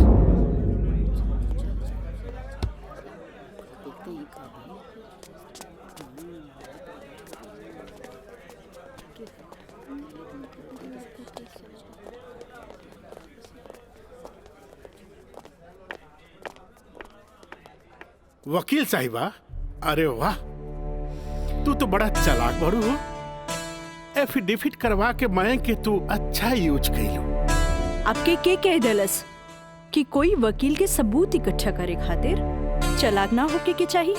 बाकी चालाकियों में भी हम तोहर बापे निकला। और अगला डेट में दूध में ऐसा पानी मिलाई देखते रह जाओ। चलो बाबूजी। देखो काजल जी, कल कोर्ट में उनके वकील ने जो बहस की, ये एक केस है 99 दिल्ली का। तुम्हारे केस से बहुत कुछ मिलता जुलता है। जी सर। और इसमें उसके पक्ष में फैसला हुआ था। मैं इसको अंडरलाइन कर दे रहा हूँ। ओके। हाँ। तो ये पॉइंट जो है, ये पॉइंट ध्यान से पढ़ लेना। जी सर। और कल तुम्हारी बहस में ज्यादातर ये बातें होनी चाहिए। ओके। समझ गई ना मिथिलेश? जी। थोड़ा ध्यान रखना, ये सारे पॉइंट्स इसके दिमाग में बैठ जाने चाहिए, क्योंकि सारी बहस इसी पर होनी है। जी। कल की बहस बहुत इंपॉर्टेंट है। जी सर। ये बुक ले जाओ, अच्छी तरह से इसकी स्टडी कर लेना। जी सर। ठीक है, जाओ बेटा। Thank you sir. God bless.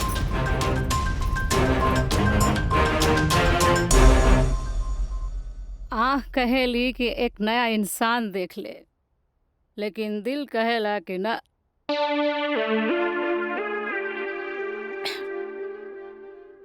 कि वह शख्स एक दिन लौट के जरूर आए।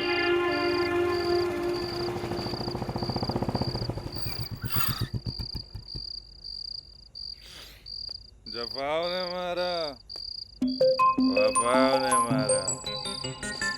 निराली, अरे निराली, मुझे तेरी अदाओं ने मारा।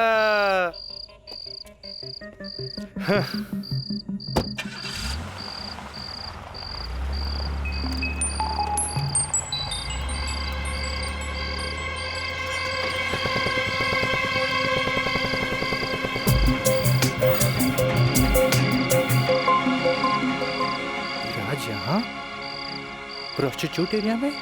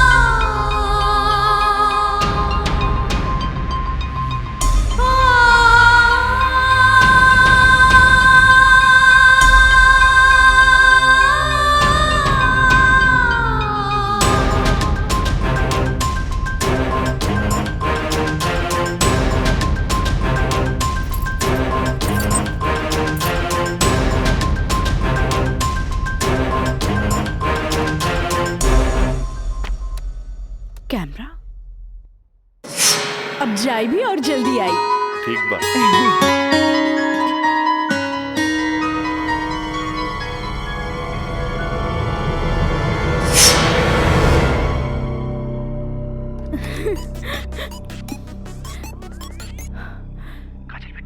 हाँ काका, काजल बोलतानी।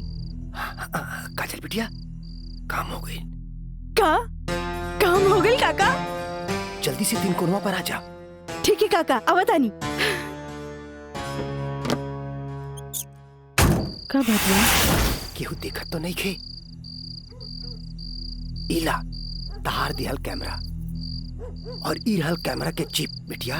हे भगवान, बहुत बचबुचा के आइल बानी ताकि केहू के शक ना हो। थैंक यू काका। अरे रिका बिटिया, देखा बिटिया, भगवान के घर में देर होला, अंधेर नहीं खे, और भगवान तारा बहुते कामयाबी दी है। अच्छा बिटिया जी। अच्छा बिटिया, हम जाता हैं। ठीक बा।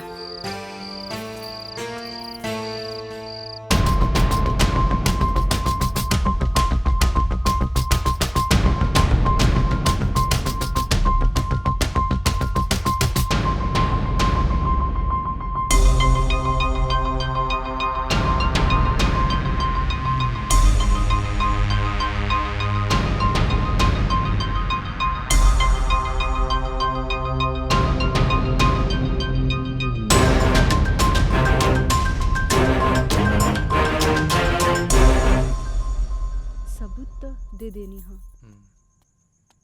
बाकी सर आ गए ले।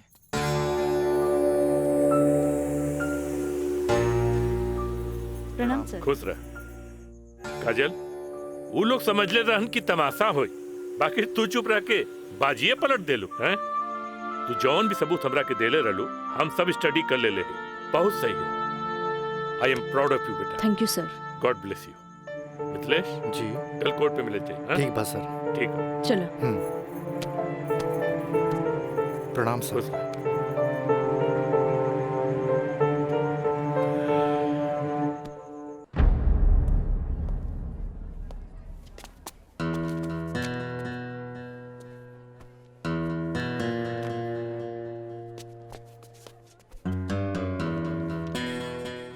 अदालत की कार्रवाई शुरू की जाए।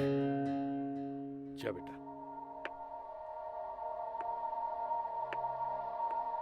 मिलॉर्ड, असल में ई केस एगो अय्याश अमीर आदमी के अय्याशी के केस है।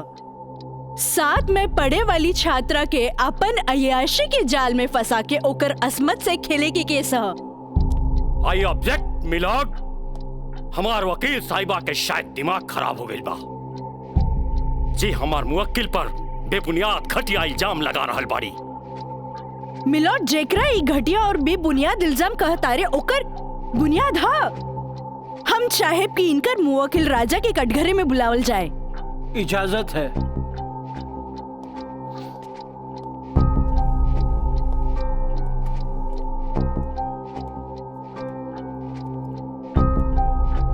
जज साहब, ई उहे आदमी है जे लड़की के चाय के कुर्बा समझेला, जेके पिया और फेंक द। इनकर अयाशी के सबूत के तौर पर हम अपन एगो गवाह पेश करे के चाहतानी। इजाजत है। Thank you.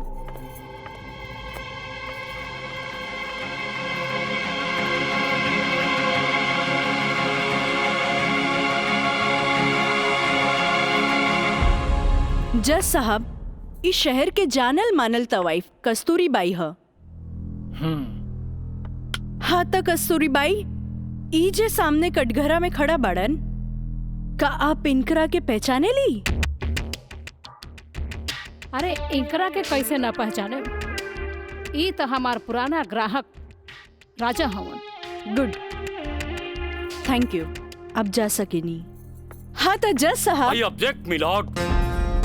हमार वकील साहिबा हमार पर्सनल क्लाइंट के केस के रुख के बदलल चाहता रही। आखिर केस के ई बात से का वास्ता? वास्ता हाँ जज साहब, वास्ता हाँ। जॉन परिवार के रिस्पेक्ट के गुणगान हमार वकील साहब करत आ रहल बारन, वो परिवार के एक लौता बेटा के चरित्र से वास्ता कैसे ना रही? बताइए जज साहब। अब हम अपन अगला गवाह राजा के कॉलेज के प्रिंसिपल एनके गॉड के पेश करे के चाहता नहीं। इजाजत है। Thank you. प्रिंसिपल श्री एनके गौड़ हाजिर हो।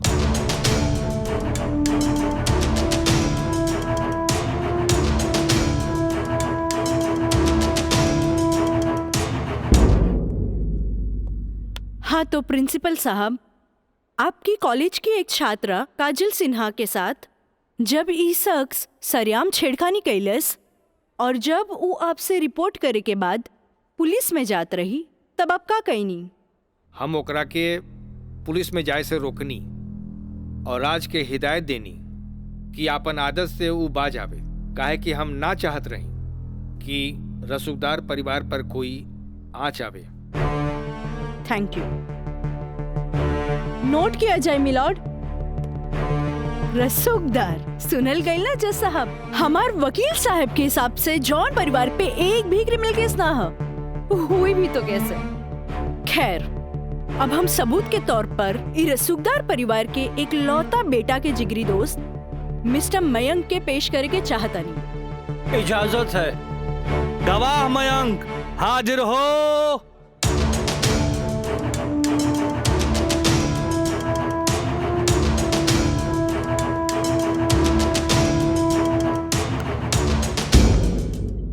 हाँ तो जज साहब। जज साहब, हमार वकील साहिबा खामोखा अदालत के वक्त के बर्बाद कर रहल बाड़ी आ उस सवाल के जवाब देवल नहीं की चाहत जेमे बियाहता के पति और पति के पूरा परिवार बियाहता के रखे खातिर तैयार बा। तही बात में कौन जान के खतरा बा? बियाहता ई शख्स उहे आदमी बाड़न जेकर मदद से शादी जैसन पवित्र बंधन के आड़ में कानून के धोखा देवे के साजिश रचल गई, जेकर रचयिता बाड़े मिस्टर राजा और साथ देवे वाला बाड़े मिस्टर मयंक। हाँ तो मिस्टर मयंक, तू अपन जुबान से ही उस सो कॉल शादी के आंखों देखा हाल बतावा। वैसे मिलॉर्ड, सबूत के तौर पर हम अदालत में एगो वीडियो क्लिप पेश करे के चाहतन। Thank you sir. Objection milord, यहाँ कोनो टीवी शो नहीं खे।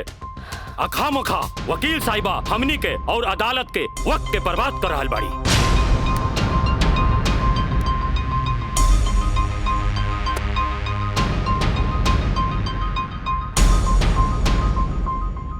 जज साहब, वीडियो क्लिप में साफ दिख रहल बा कि दुल्हा दुल्हन के दाएं बाएं ना बल्कि आमने सामने बैठाल गईल ह, जे हिंदू रीति रिवाज से बिल्कुल गलत बा।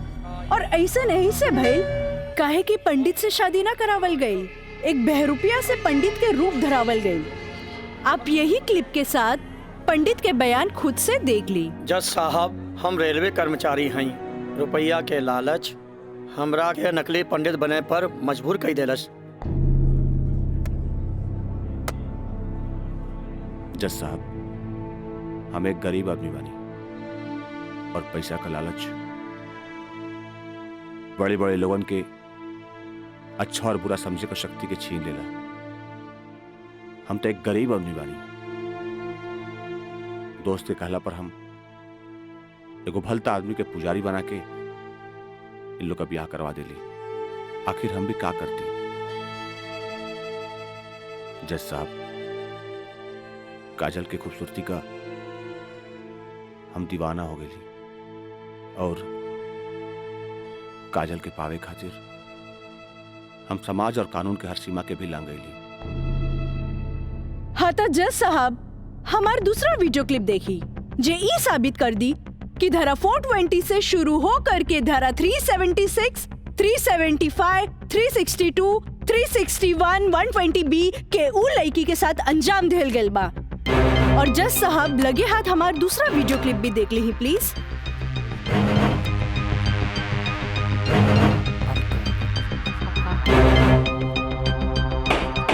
Order order.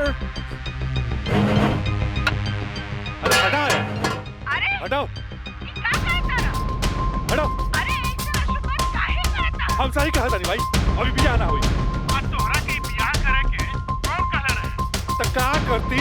वैसे ना मानत रहे तो हम कानून से बचे के खातिर बियाह के नौटंकी कर देनी। अरे अरे बाबूजी अगर ऐसे ला के खड़ा कहीं नू तो ऐसा नहीं कितना पतों से तारी घर बढ़ जाए बुझाई।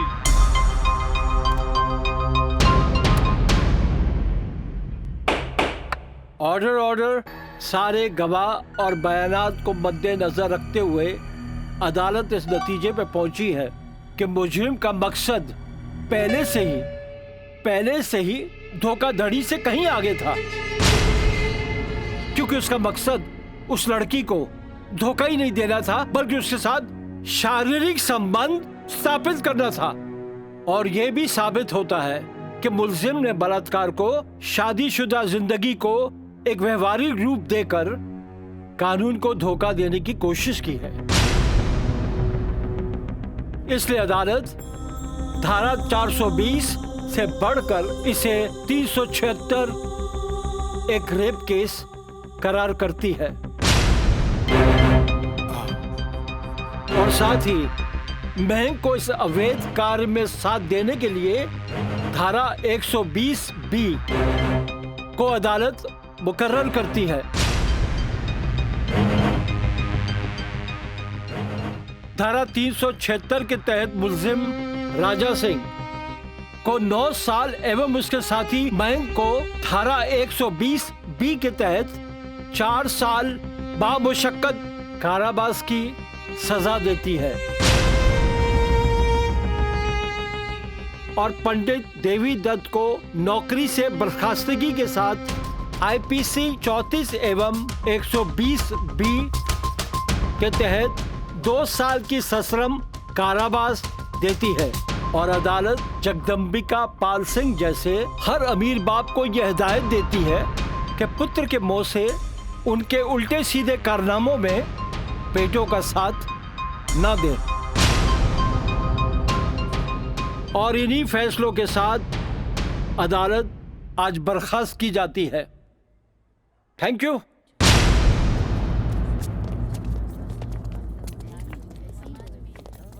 सर,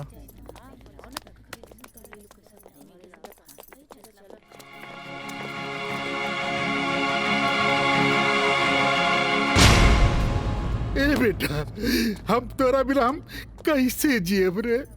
ए बाबूजी हम आज बात जान गए नहीं कि झूठ कितना भी ताकतवर क्यों ना होके सच के आगे हमेशा छोट पड़ जाला। एक औरत अगर अपना आदमी के बना सकेली तो वह औरत अपना आदमी के बर्बाद भी कर सकेली। बाबूजी हम कबो औरत जात की इज्जत न कईनी, उनका के अपना पाव के जूती समझनी, पर हम भूल गए रहनी की जन धन दौलत पे हम इतना घमंड करे ले। बाबूजी वो तो एगो लक्ष्मी के रूप है।